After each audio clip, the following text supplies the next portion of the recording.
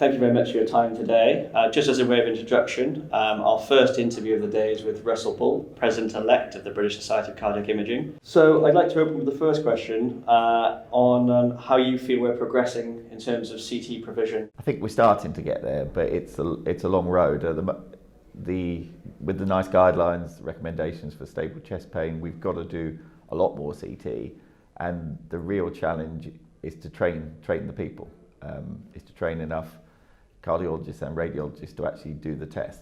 Sure. I mean, one thing that came up in the sort of opening talk was actually about radiographer education. Yeah, I mean, something we've been very focused on as a society is training the doctors, and we've set accreditation standards. We've got level 2, level 3. But what we haven't done to date very much is radiographer education, and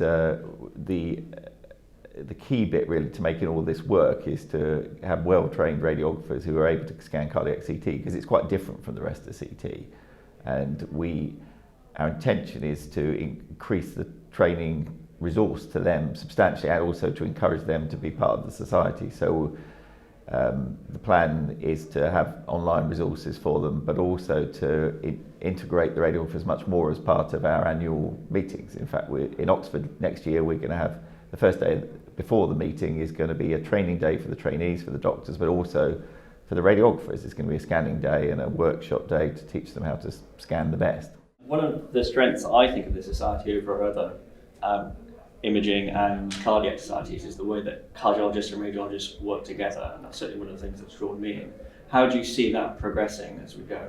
Certainly in Europe, it's the only one that really covers both. And the thing that is unique about the society is that we are effectively the special interest group for cardiac CT on the British Cardiac Society for Cardiology, and also on the Royal College of Radiologists. So we sit on both. I will sit on both boards, which is a huge advantage, because hopefully we can represent the interests of both people, because I think cardiac CT has often been held back by turf wars between the two subspecialties, and we will never get it accepted as a mainstream first-line test for coronary artery disease if we're fighting each other.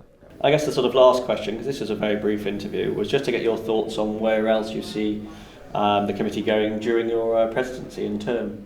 I mean, the biggest priority for me is the education of everyone, really. It's the doctor education and the radiographer education, and it's thinking about new ways of doing that. We're going to run the meeting in Oxford next year, and that will be 3 days instead of 2, with more education. But we want to do more than that. The big thing that we want to expand is to try to do the online, have a much more online resource than we've had to date. The most important thing, which seems to be actually working now, is that we've got cardiac CT looks like it will be introduced as part of core training for both radiology and cardiology trainees, and that it's not finalised yet, but certainly from what we're hearing from both Royal College of Radiologists and the BCS is both groups seem to be keen to introduce that as part of core training. So the idea is that all trainees in cardiology and radiology will be trained to a level 2 standard, because I don't think we're going to crack this unless everyone going through, all trainees are able to do this, because the demand is going to be huge.